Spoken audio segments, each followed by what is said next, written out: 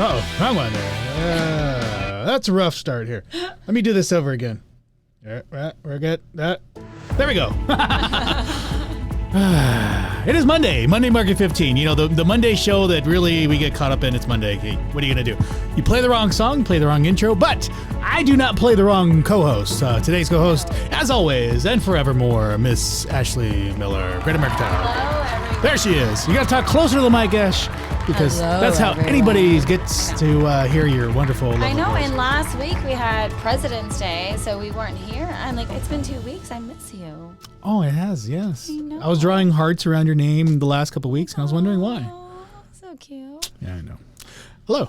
So it's Monday. Yeah. Oh, We're going shit. to talk about some really cool stuff today. Shnikes, yeah. I like the way you work it. No diggity. No doubt. So this morning I got a phone call from a friend of mine. You know, they're looking at turning over some investment property, and she did inquire about a 1031 exchange, and so that got me thinking. You know, why not? Let's talk about this investment stuff a little bit more. So we're going to be talking about investments today and how to leverage your house as an entrepreneur, as somebody wanting to get in the investment field, and maybe even in the investment field and want to kind of have some options. Well, I believe, I know, with a 1031 exchange, you have to work with the right team because not everyone understands what a 1031 exchange is. And a lot of you out there listening to us may not even understand what a 1031 exchange is. Yep. It's a like-for-like trade of property. So let's say hypothetically, I was living here and I had a property and I wanted to purchase a property in Canada because that's when we do a lot of the 1031 exchanges. It's a like-for-like. It has to be equal value or more. And you can exchange it without paying capital gains, which could lead into a whole nother conversation because not everyone understands what capital gains means as well. So if you're looking to exchange your investment property for another investment property, let's use more a local scenario. You have a property out here that's for rent. Let's just say in downtown Phoenix, but you and your family want to have somewhere in like Payson or Prescott or whatever area it may be. And then that person also wants to like come down to the valley. And I pray that you'll be ever so lucky to find each other. And that's why you need to work with some really awesome people to do the connection. But what you can do, equal value or greater, is you can swap the properties without having to pay capital gains. And capital gains, again, another conversation. Well, and it's really a tax diversion way to grow your money. So instead of, I don't know what you would do. So you'd purchase like stocks. I mean, in essence, and you would cash those out. Everything's buy and sell. The basic premise of anything we do in making money is buying and selling. Buying at a lower price, selling at a higher price, and then taking a profit off of the top. So that profit is essentially just not taxed or a tax diversion program into a different property. And a 1031 has to be equal for equal. The problem with 1031, though, is it can't be personal property. As far as I know, so we're not CPAs or investment. We're not here to tell you what you do with your money. Smart. We're just here to kind of explore these things and kind of give you options that are out there.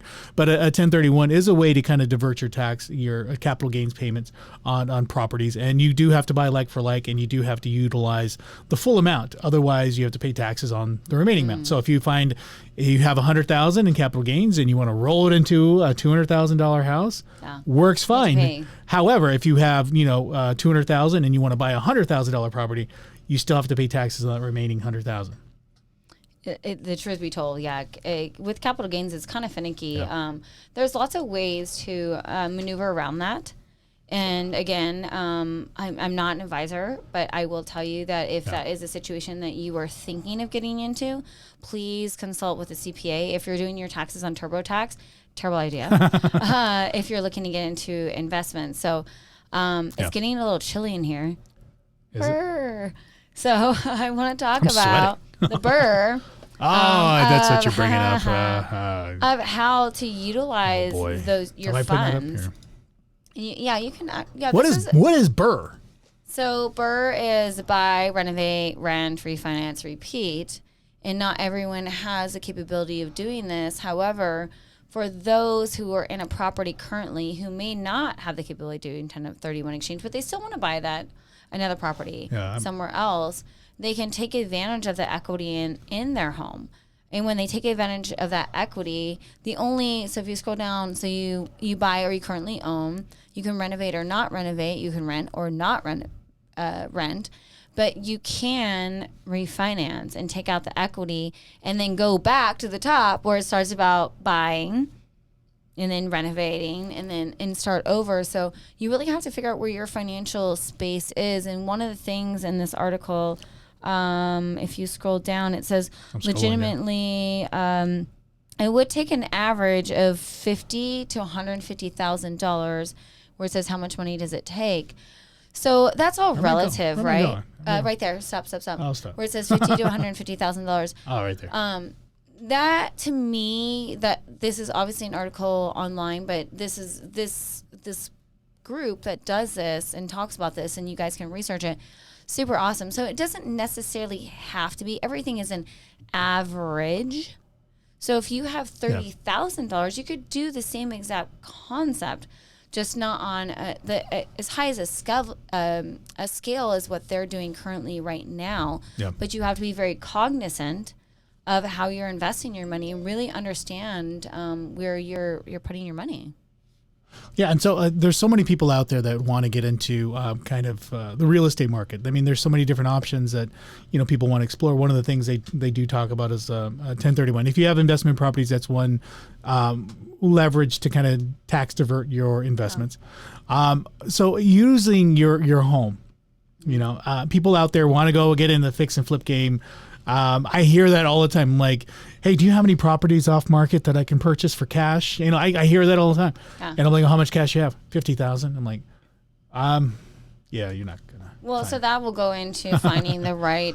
Maybe 5 years ago, 50,000. And you can find a hard money lender that may be able to give you that money, but understand when you do hard money, that's a whole different ball game. So you can do a short-term investment where maybe you do have the $50,000 to put into it. Because hard money usually requires anywhere from 10 to 30% to put down. They'll finance you, but you have, it's like 30 to 90 days to remodel it. And then they charge you an interest rate anywhere between, 8, 10, 12%. I've seen as much as 20. But. Right. So if you're confident enough that you can do that, heck yeah, do it all day long. But it's finding the right property. So you got to get in with a game. This is not like we're playing on the same playground or the same sandbox together. We're not playing on the same sandbox anymore with investments. Well, and even at that, it's not so much, having the balls to do it, because you have to have some big cojones. You have to have some, good turnover. As for those one or two offers, or the people that are coming into ignorantly in the market, there's a lot you have to consider. So it's not just the financial end, so you have to have enough capital to actually purchase or make a purchase on a property, but enough capital over that, as well as a budget to kind of budget out how much in repairs that property is going to require. That's a huge factor, the repairs. So Robert and I were very much Excel spreadsheet people. Yes. And, how do you know? You have to prep yourself with an Excel spreadsheet to anticipate the cost it's going to be. But how are we anticipating that? I mean, for milk went up from $2.89 to almost $3 something. We have no idea how much things are going to cost. So put it on an Excel spreadsheet, figure out what it costs, and then anticipate 15, 20+% more than that. And then know that, and then comes yes, you might be financially prepared, but are you emotionally prepared? Yeah, because there is a lot emotionally involved, and the investors that I worked with before have gotten out of the game just because of the investment in time and agony there is in flipping. Only because you have contractors involved, and sometimes those contractors don't always show up on time. No, never show up. The labor is not as adequate as it should be. There was one time we had to do a roof twice because the roof they installed, we had, so this was back in Casa Grande. So we bought a house with the shake tile. You know the shake tile? It's those little wood planks that over a while they look nice, but then they're nice also, when you first put them on. But then after a while they look pretty grody. We removed all that. I like that word. We removed all those shake tiles. We put asphalt shingles, and I think we spent about $10,000 on that total. Then when we finally got it on the market, did the inspection, they said, hey, this place needs a new roof. And you're like, no, you guys are effing nuts. I mean, we just put a new roof on this. So I get up there. I physically got up on the roof, and all the tiles that were on there were coming apart. The granules were just flaking apart, and if you notice, you'll know a roof is ready to be replaced if you flip up the edge and it's not pliable, it just breaks off automatically, then you know you're about the end of the life of a roof. And when we got up there after that new roof, just completely broke apart in many sections. So the guy that installed that put old tiles or something. I have no idea how they even got on there, but they got on there, and we ended up replacing that roof. So it really kind of impacted us as far as our profit went. So that's another thing with fix and flips that you need to really be cognizant of is when you find a property, the time's limited. You guys, like, people are picking those up left and right. Like, if you don't respond within an hour, have a spreadsheet prepared and understand, and don't be all over the board. Know the area that you want to focus in. Know the community. Know I want you to do so much research to know every single thing about that area. And with your spreadsheet, I want you to have everything on it. If you anticipate $5,000 for a roof, put 10. Like, just go through it. And the people I used to work with before, we would make offers 60% of estimated value. So you have to run numbers, pretty extensively in each area, obviously, and see how much what your potential yield is going to be, and then make an offer 60% of that. 40% of the remaining spread, I'd say about 20% of that should go to your costs and fixes, and the goal is for 20% return on ROI.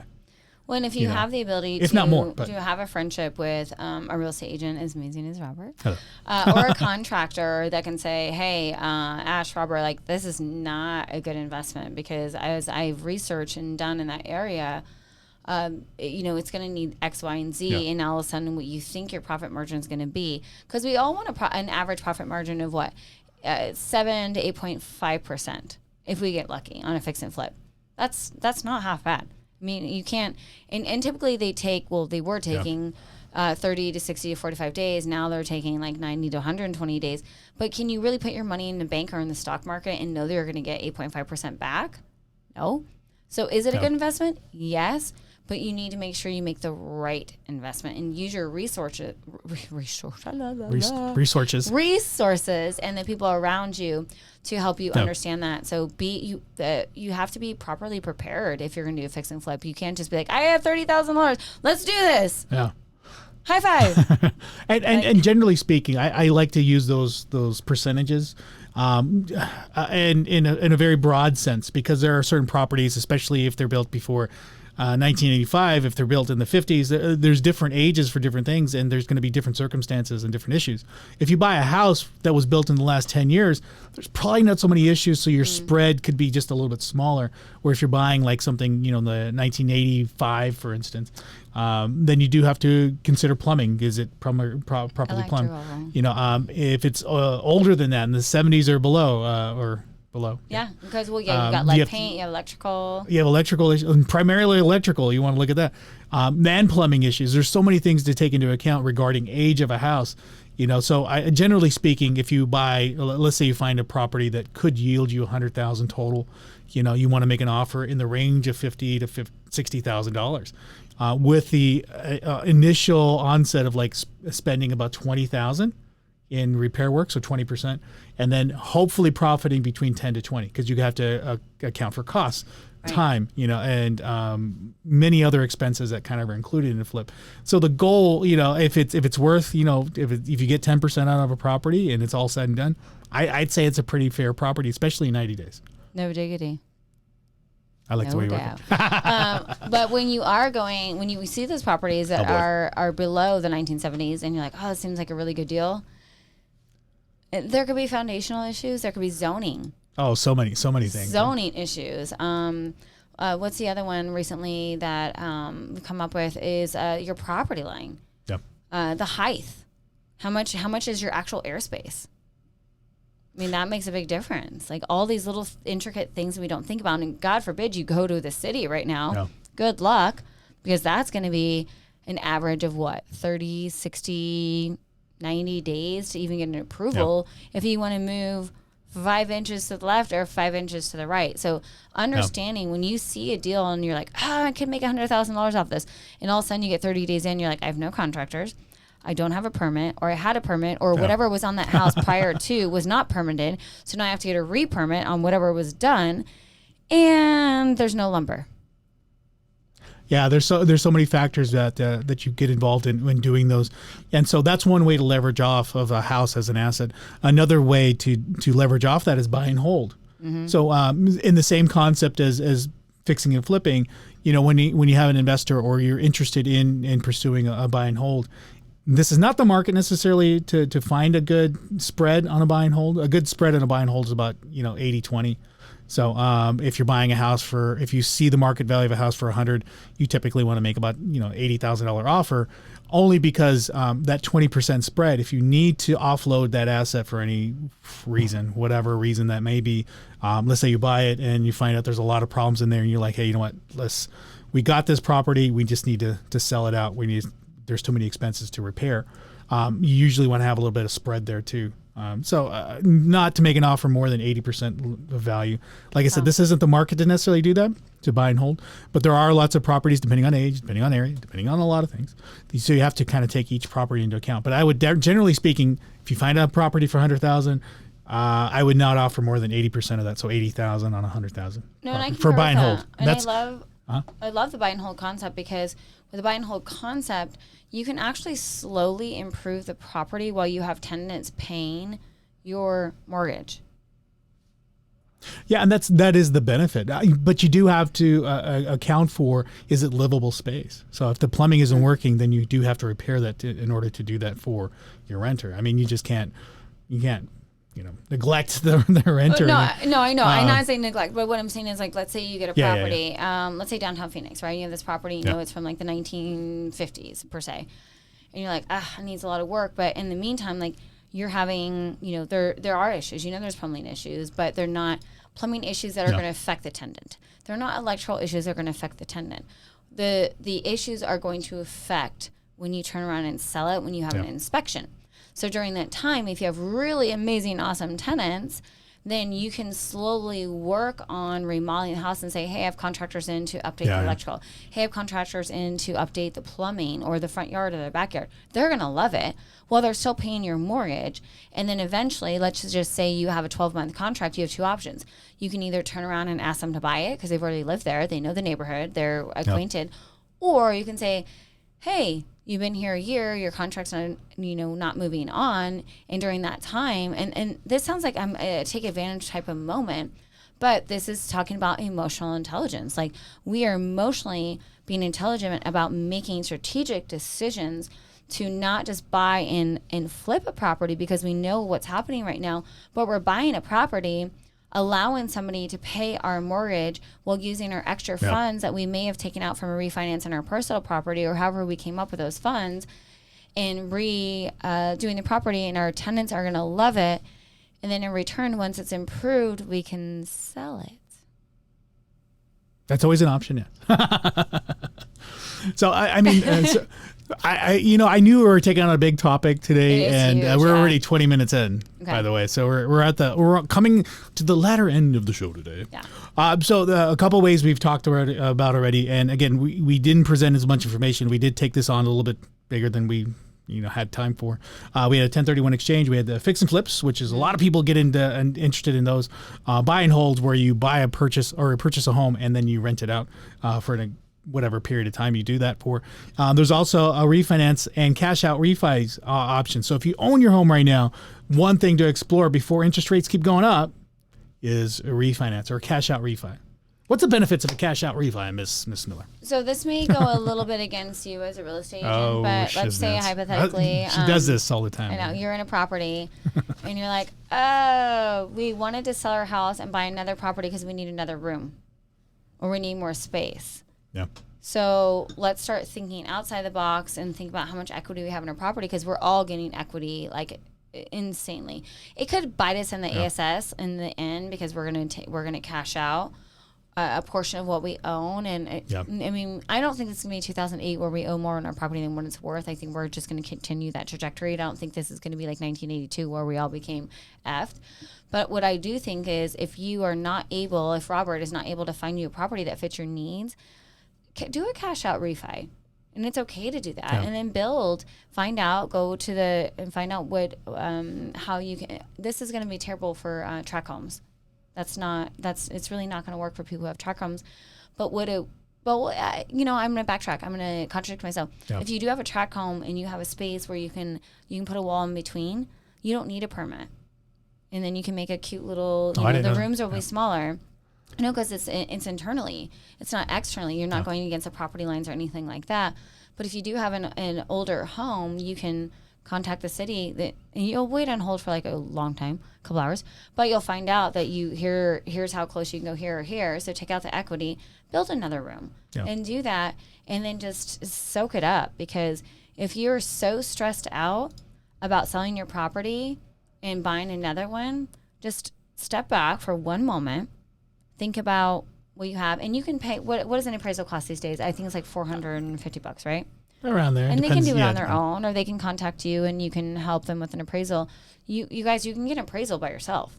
You don't have to go through anybody getting an appraisal, and you can see what your home is worth, and then you can make an educated decision. Yeah. Going back to emotional intelligence, make an educated decision. Okay, now we have this dollar amount in our bank account, and when you do a refi, you need to have at least 20, well, including fees, let's just call it 20, at least 25% leeway in it to take out some cash and talk to a contractor and really just figure it out and map it out what that looks like instead of getting so stressed about selling your home and trying to find a space for, a new baby or a mother-in-law or whatever that looks like. This is not the end of the world. Like, think about back in the day, like where 8 people were raised in one tiny house and we all made it work. Everyone made it work. We're getting so stressed out about these things where we can make our money work for us. Well, we just haven't figured it out yet. And my experience with the cash out refi is a couple years ago, I decided to, I had my condo and I took some money out. And there are loan limits, so you can't really, take out 100% of your loan to value. You have to have at least, less than 80% loan to value. So at that time, I took out about $25,000 and I maxed out to 75% loan to value. Right, yeah. So I had about $25,000. I used that to pay some bills and some other credit cards. And I will tell you, leveraging off your home as an asset at 4% interest versus paying, the credit card rates at 15, 20. I'm sorry, 15? Does anybody else out there have 15%? I have 12.9 on one of my cards. Okay. I guess I just suck. You need to have some better credit, girl. No, but no, what I mean is you can use that money from your home and pay off some debt, and at a 4% rate. Also, too, when you're paying that interest, your mortgage interest, you do get a tax credit. Yeah. So you do get that at the end of the year too, for all the interest that you pay on there. So there are some benefits to refining, pulling some money out and paying off debt, leveraging off your home as an asset instead of taking out more credit. Right now I'm in the process of trying to remove my mortgage insurance. I bought a house in October. Oh, I just did. And so if you modify that home or the value increases at least by 20%, we put 10% down. So we want at least a 20% spread between our loan to value and market value. You can remove your MI, which is about $200 a month. So if you have an FHA loan and you've been paying an FHA loan, the MI tends to be over the life of the loan. Right. And so you want to consider doing a refinance into a conventional loan program or some sort of alternative where you can drop that out. I believe you can do a FHA refinance, but it has to have that 80% loan to value or more. Well, a lot of times they'll do a streamline too once you have that equity. So my suggestion would be, through everything we've spoken about, is there's 3 people you need to talk to. One being a real estate agent that understands the area. Me. Hello. And that's Robert. And then another would be a loan officer that can help you understand what that looks like in your loan to value. But you can talk to an appraiser, which most of us don't have appraisers as a friends. And I often forget that I have all of you guys in my pocket. But a lot of people don't. But you have the ability to contact your appraiser on your own. And figure it out. And a lot of them will just have a conversation with you on the phone. Sometimes they don't even make you pay. Well, and I do market analysis for people for free. That's not a big deal. I do those. It takes me a little while, but I do them for free. And I do that because I like to have people informed. Yeah. You know, I'm not into this game for necessarily money. I do make money off what I do, but I am here more for the relationship. So later on, if it means business for either real estate or something else, you can always contact me, and I can do a market analysis for you outside of Zillow. I mean, Zillow, Realtor, all those places will give you do like those automatic, you know, those aren't reliable necessarily, you know, but you can use them, especially because you don't want to be hassled by an agent half the time. I know that. You know, I'm not going to call you 50,000 times like, "Oh, you ready to sell now?" I did your CMA. You ready to sell now? Well, and one of the great things about you is that you can give a market analysis, and then maybe you guys do contact an appraiser, and then you give them the opportunity, them being whomever is reaching out, say, "Hey, you have this much equity in your property, so you can either take cash out refi, pay off debt to build your credit or whatever that looks like, maybe to potentially buy a second home, or you can take out that money and you can buy another property, which you can help them with, and use it as a rental." And I believe right now with a new thing that's coming into effect in April, they're going to allow you to use the rental income, the potential rental income of what is happening in that area. So if properties are renting the air for $2,000, they'll allow you to use that rental income. Again, I'm not a loan officer, but this is just hearsay. As your actual income if you're buying as an investment property, but you'll need the initial down payment. Yeah, that's typically, I think, 10% for those investment properties. And then for the fix and flip, just know that, and this will be something you need to talk to your CPA about, but Robert can go in, he can do a market analysis, you can do the cash out refi or whatever that looks like, and then you can use the BRRRR program where you can buy, renovate, and rinse and repeat. Yeah, rinse and repeat. I mean, literally, it's just the same thing. So there's so many avenues. There's just so many options that you can do as far as leverage. I mean, the first thing is just getting informed. You know, we talk about that over and over again. You know, educating yourself as far as what your home can. I mean, a home is an asset. A home is an investment property, so you can leverage off it. I think a lot of people are just ignorant towards, or just don't know. Maybe I shouldn't say ignorant, but definitely don't know what a lot of the leverage they can use off their home is. You know, until you start talking to somebody who's been in the business for a while, and that's usually the questions that I ask. You know, why are you buying a home? I mean, for the most part, people buy a home for a home. They just want a place to live that is a low payment or the lowest they can get. I mean, those are the primary motivators, but some people don't necessarily think about, you know, what is this going to be in 5 years? What is this going to be in 10 years? Most people don't stay in their home more than 10 years. They go and buy something smaller or bigger because they have they decided, you know, have 12 kids. But is bigger always better? I don't know, Ashley. Is bigger always better? No, it's not. It just depends on how you work it. She didn't get it. No diggity. No doubt. She didn't get my thing. All right, but I'm going to go over a couple of reports since it's the Monday Market 15 update. I'm going to go over a couple of things that we could just reflect on. So if you have any questions or comments about fixing, flipping, investing, whatever in your home, leave those in the comment section. We'll get to those later on. But this is our market today.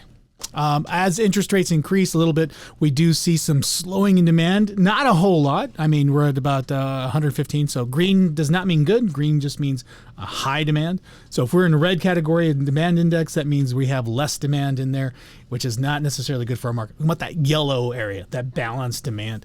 So we do see a decrease there. Supply is still short. Green does not mean good either in supply. Green means that we are very limited supply. Red means we have too many houses. Too many houses is bad, right? Stop buying. So we want to kind of have that yellow balanced supply market. So really what the market index shows you is a very high seller's market. Yeah. We are in immense seller market territory. We're so into seller market territory that I don't even know when we're going to get back to anything close to or anything over here. Whatever. And there's so many houses that are for sale right now that we don't even know it. Yeah, I know. And then they're a little bit off market. So I'm going to show you a little bit of what the area map looks like. If there was any opportunity for a certain area or a certain segment of Phoenix to kind of look into, there really isn't any. So anything yellow, let me get this on here. You'll see it circulate. So anything in yellow is a hot market. Anything warm. Anything cold is blue. I don't see any blue here. It's all gray. So insanity is pretty much throughout the whole market. Or frenzy or insanity. Yeah, I mean, I think there's a couple hotter areas where you have, contract ratios of 187. But look at there, you have 49 active listings and 92 under contract. You have more houses under contract than you have active listings. And so you have a lot of turnover. That's usually what that means. So if you are an investor, since we talked about investments, I did talk about notices of trustee. So these are notices given out to 90-day foreclosures. So they're being sent out. And the reason I put this up in March of 2009, that's the highest number of foreclosures or notices of trustees that were sent out. And we are far away from here. We're way over here. We are, if anybody's waiting for a market crash, I don't see any. I mean, we gotta get really far into this territory up here, right in there, to have anything close to 2008. So if anybody's holding out for 2008, we're not necessarily there, or anytime soon. No, we're not gonna have a crash. We're about to be a $500,000 market. I know. Can you believe that? I actually, yes, I'm very aware of this. So right here, we're in February 2022. We are approaching the median price of $496. Isn't that insane? And just let's see, what, a year ago? It was like $375, I think. Let's see, where are we? No, keep going. A year ago, like February 2020. We're at 400,000. We have gone up 100,000. Oh, I was close. I said 375. It's 395. So we've gone up about 25% year over year median. So that means, and this is where I was going with this, if you bought a home a year ago, you are likely to have $100,000 equity in your property, which means loan to value. The loan that you have on your property versus your value. You guys have got to reach out to Robert or a loan officer or your CPA, because you're sitting on money. If you bought a house last year and you heard about mortgage insurance, right now would be a time to really evaluate, especially as interest rates go up. To either refi if you're FHA. I think you're forced to an FHA program. Conventional, I think you can just call your loan officer or your whoever servicing your loan and ask for a evaluation or ask for MI to be dropped off, because we're in that territory where you probably just gained enough money where you can just drop the MI, which is about $200 to $300 a month. Yeah. That's a lot of money. Which is insane. FHA, the government loans are more likely to do that as far as FHA and VA. Yeah, dropping it off. So it doesn't hurt for a phone call. You might spend a couple hours on the phone, but I don't know, a couple hours for one day to save $300 a month. I'd say that's worth a phone call. Might be worth a phone call. Yeah, I mean $200. Let's say $200 a month is $2,400 a year. That is worth a phone call. Huge, yeah. And so the last thing I wanted to show you again, we're nowhere near foreclosure or crisis or crash market territory. We could be. I mean, I don't know. I can't predict the future, but we're so far from there. Again, I'm putting up the numbers. This was about last when we had the biggest supply in Phoenix was in January of 2014, and we are about a half month supply again. So we've gone down a little bit.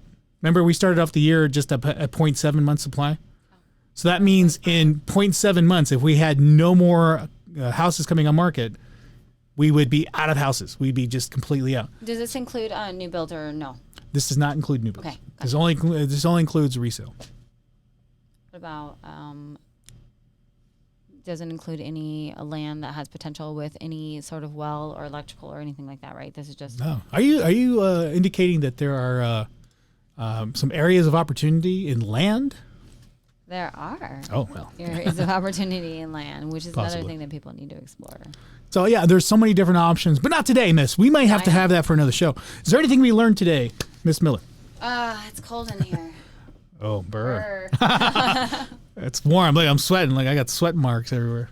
There's a ton of options, and Robert is such a wonderful resource. And myself, I believe that I'm a great resource. I know a lot about this, and I wish that She dabbles. I dabble. She dabbles a little bit, but I love education. So. Yeah, if there's any comments or questions or anything else, or any follow up, go ahead and email us, drop us a line, DM us, whatever you need to get in touch with us. Pigeon drop us.